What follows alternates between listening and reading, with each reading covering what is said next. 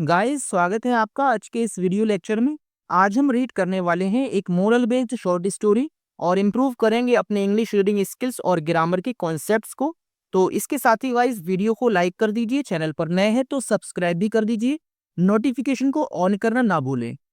और आज जो स्टोरी मैं आपके लिए लेकर आया हूँ बहुत ही इंटरेस्टिंग और ट्रिकी स्टोरी है। इस स्टोरी को पढ़कर आपको काफ़ी कुछ सीखने को मिलेगा।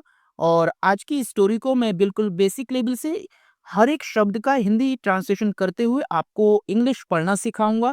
और आज की स्टोरी में आपको काफ़ी अच्छी वोकेबुलरी देखने को मिलेगी जो आपके इंग्लिश सीखने के लिए काफ़ी हेल्पफुल रहने वाली है। और इसके अलावा जो भी इंग्लिश ग्रामर के स्ट्रक्चर्स यूज़ किए गए हैं उनको बिल्कुल डिटेल में कवर करते चलेंगे। तो बिना देरी की स्टोरी को हम पढ़ना शुरू करते हैं।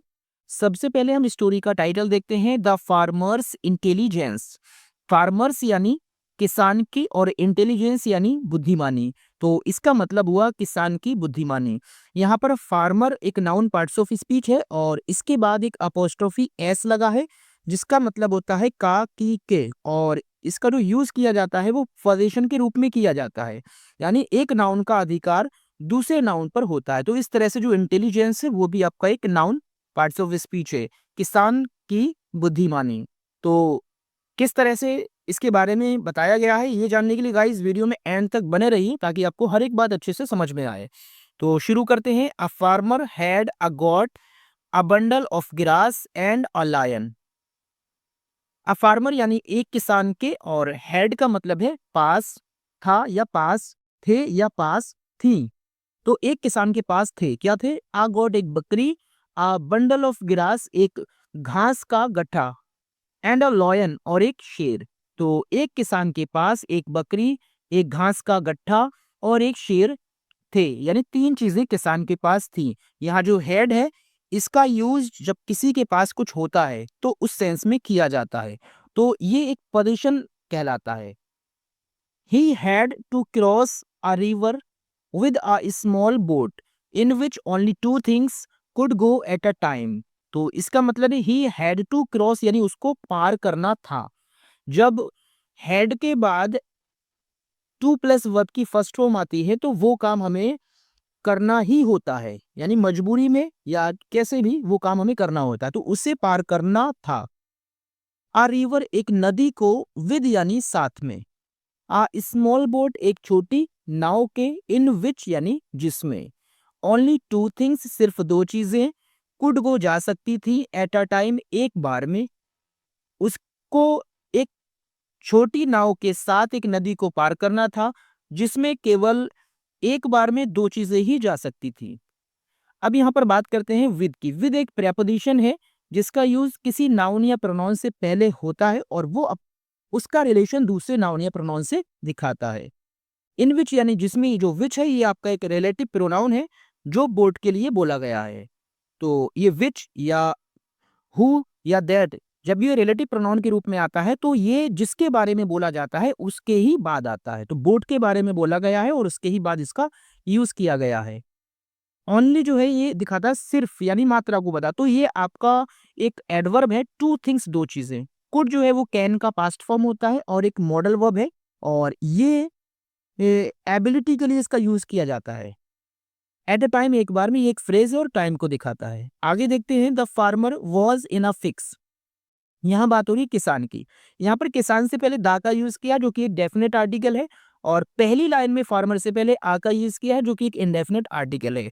तो जब हम पहली बार किसी के बारे में बात करते हैं और उसको हम नहीं जानते हैं तो ऐसे कॉमन नाउन से पहले हमें ए का यूज करना पड़ता है और इंग्लिश में उसको आ कहते हैं। लेकिन जब उसकी बात शुरू हो जाती है तो वो हमारी जानकारी में होता, तो तब उसके बाद में द आर्टिकल का यूज किया जाता है। द फार्मर यानी वो किसान जिसकी बात पहले से हो रही है। वॉज यानी था, और इन अ फिक्स इसका मतलब होता है उलझन में। वो किसान उलझन में था। If he took the lion, the God would eat up the grass in his absence. तो इसका मतलब है अगर।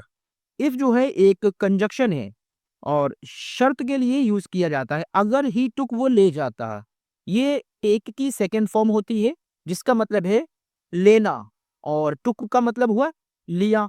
अगर वो ले जाता, द लॉयन शेर को, द गोट यानी बकरी, वुड ईट अप यानी खा जाती। द ग्रास घास को, इन हिज अब्सेंस का मतलब है उसकी अनुपस्थिति में। ये आपका नाउन पार्ट्स ऑफ स्पीच है, अब्सेंस। अब्सेंस का मतलब होता है अनुपस्थिति। तो इसका मतलब उसने सोचा अगर वो शेर को नाव में अपने साथ ले जाता तो वो बकरी उसकी अनुपस्थिति में घास को खा जाती। अब यहाँ पर शर्त वाला ये क्लाउज है, पहले में वो आपकी सेकंड फॉर्म आई है, तो उसका जब रिजल्ट वाला जो क्लाउज है उसमें भी विल की पास्ट फॉर्म ही आई है। अगर यहाँ वर्ब की फर्स्ट फॉर्म होती तो यहाँ आपका विल यूज किया जाता। If he took the grass the lion would finish up the got. अब यहाँ पर एक और क्लाउज है जिसमें भी शर्त रखी गई है, अगर ही टुक वो ले जाता, द ग्रास यानी घास को, द लॉयन यानी शेर, वुड फिनिश अप का मतलब है खा जाता, फिनिश अप यानी खा जाता, द गॉड यानी बकरी को। तो यहाँ पर दोनों बातें हैं कि अगर वो शेर को ले जाता तो बकरी उसकी अनुपस्थिति में घास खा जाती, और अगर वो घास को ले जाता तो शेर उस बकरी को खा जाता। तो एक सेंटेंस को समझने के लिए एक सेंटेंस में सब्जेक्ट, वर्ब और ऑब्जेक्ट को होना जरूरी होता है। अगर जिस सेंटेंस में सब्जेक्ट या वर्ब दोनों दोनों चीजें नहीं है, ये दोनों में से एक चीज भी अगर मिस है तो समझ लो वो अपने आप में सेंटेंस नहीं हो सकता, क्योंकि उनके बगैर एक सेंटेंस अपना कंप्लीट सेंस नहीं दे सकता है। तो आगे बात करते हैं। He thought of taking the goat first which made sense to him. तो ही यानी उसने, ये आपका देखो सब्जेक्ट है और ये है वर्ब की सेकंड फॉर्म, और आगे वर्ब के आगे का जो पार्ट बचता है वो आपका पूरा ऑब्जेक्टिव पार्ट ही होता है। उसने सोचा, तो किस बात के बारे में उसने सोचा, ऑफ टेकिंग यानी ले जाने का, द गॉड बकरी को, फर्स्ट यानी पहले। तो उसने पहले बकरी को ले जाने का सोचा, विच यानी जो, किसके लिए बोला गया है, जो यानी जो, ये जो पूरी बात कही गई इसके लिए विच बोला गया। जो मेड सेंस का मतलब है सही लगा, ये मेड जो है वर्ब की सेकंड फॉर्म है, तो मेड सेंस यानी सही लगा, टू हिम उसको, तो उसने पहले बकरी को ले जाने का सोचा जो उसको सही लगा। तो यहाँ पर जो विच है ये पूरे क्लाउज के लिए बोला गया है। जो उसने सोचा था कि बकरी को मैं पहले ले जाऊंगा, तो ये उसको सही लगा था, तो इसके लिए विच का यूज किया है। He would leave the goat on the other bank of the river and then take the lion. He would leave वो छोड़ देता the goat बकरी को on the other bank दूसरे किनारे of the river नदी के, and then और तब take ले जाता या ले जाएगा the lion शेर को। मतलब उसने ये सोचा कि वो बकरी को नदी के दूसरे किनारे पर छोड़ देगा और तब शेर को ले जाएगा। But if he left the lion there it would eat up the goat. लेकिन अगर, लेकिन अगर, तो बट एक कंजंक्शन होता है और जिसका यूज दो विरोधी यानी जो अपोजिट स्टेटमेंट होते हैं उनके बीच में किया जाता है। तो यहाँ जो बात हो रही है कि वो ऐसा करता यानी बकरी को छोड़ जाता बाद में शेर को इस तरीके से, तो अगर, लेकिन अगर वो लेफ्ट छोड़ देता था लॉयन शेर को देर वहां, इट वुड ईट, वो खा जाता द गॉड बकरी को।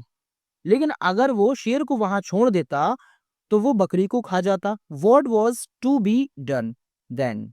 तो वॉट यानी क्या, वॉज यानी था, टू बी डन ये इतना जो पार्ट है ये आपका पैसिव वॉइस में है।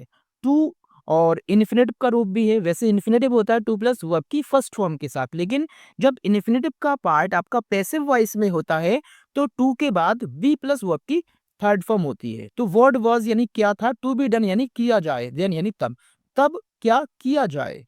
The farmer was in a fix, किसान वॉज यानी था, इन अ फिक्स का मतलब होता है उलझन में, किसान उलझन में था।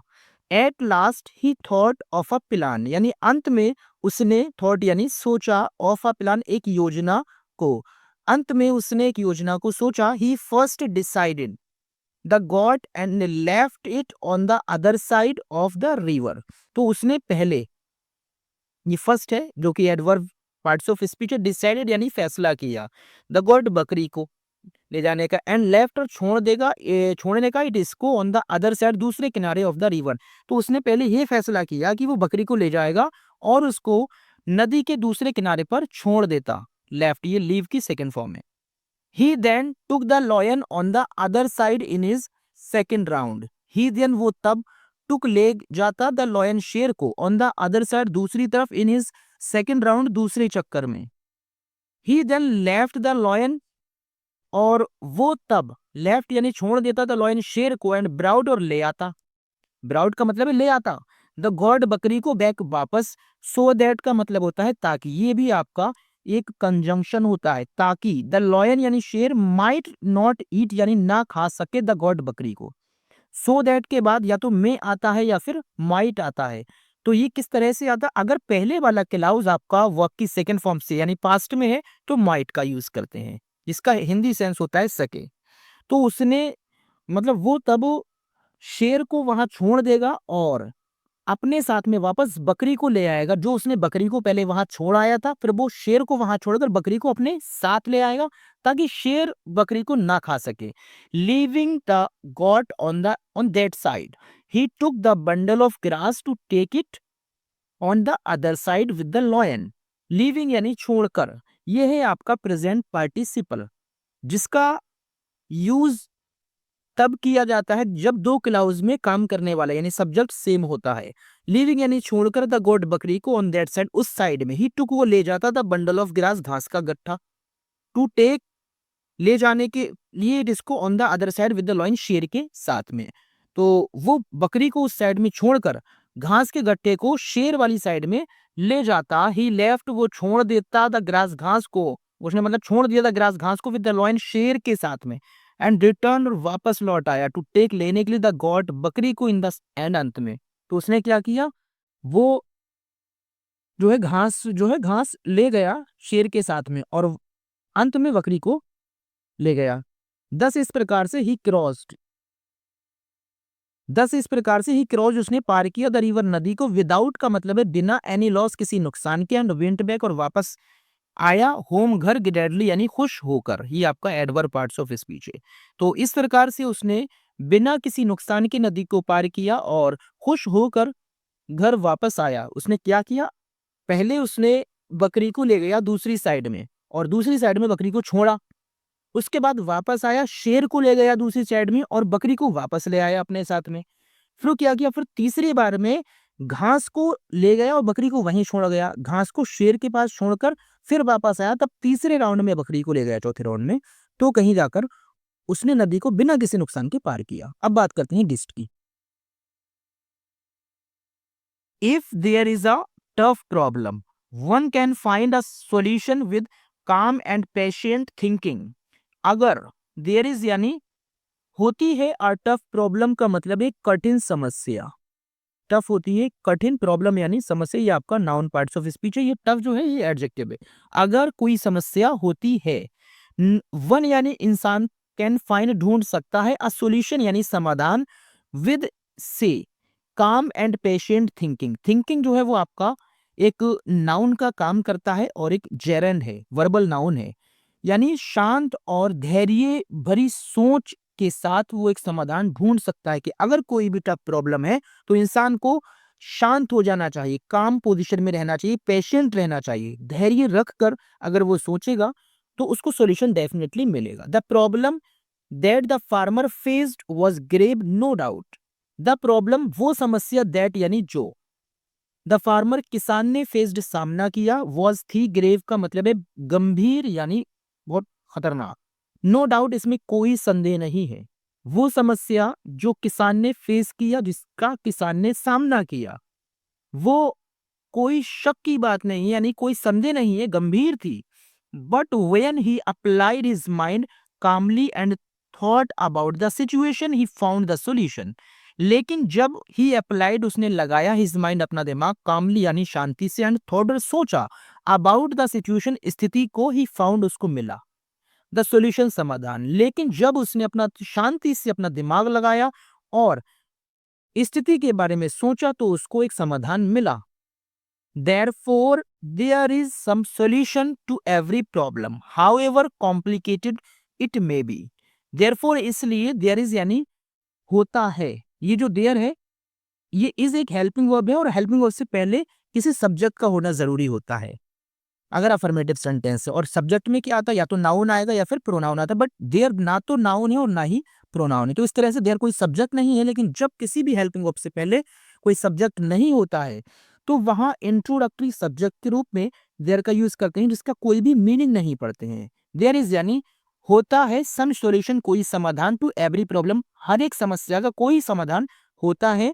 हाउ एवर का मतलब है चाहे जितनी भी कॉम्प्लिकेटेड यानी जटिल, कॉम्प्लिकेटेड यानी जटिल, जो कि एक किसका काम कर रहा है, समस्या कैसी है, जटिल है, तो ये एक एडजेक्टिव पार्ट्स ऑफ स्पीच भी है। चाहे जितनी भी जटिल, इट में भी ये हो सकती है, यानी समस्या कितनी भी जटिल हो सकती है, कोई फर्क नहीं पड़ता है, हर एक समस्या का समाधान होता है। We just need not panic in a tricky situation, we हमको जस्ट सिर्फ नीड आवश्यकता है, नॉट नहीं, पैनिक का मतलब है घबराने की, इन अ ट्रिकी सिचुएशन यानी एक ट्रिकी कहते हैं थोड़ी सी खतरनाक स्थिति में, हमें इस खतरनाक स्थिति में डरने की जरूरत नहीं होती है। यहाँ पर जो नीड नॉट है, तो नीड एक मेन वर्ब का काम भी करता है और हेल्पिंग वर्ब का काम भी करता है। यहाँ पर नीड के बाद नॉट आया तो ये है एक हेल्पिंग वर्ब, और अगर ये एक मेन वर्ब के रूप में यूज किया जाता तो नीड के बाद टू का यूज किया जाता है, नीड टू पैनिक होता है वैसे, लेकिन नेगेटिव है तो नीड नॉट पैनिक सही है। हमें सिर्फ ऐसी खतरनाक स्थिति में घबराने की जरूरत नहीं होती। तो गाइस वीडियो अच्छी लगी हो like share comment and thank you for watching the video.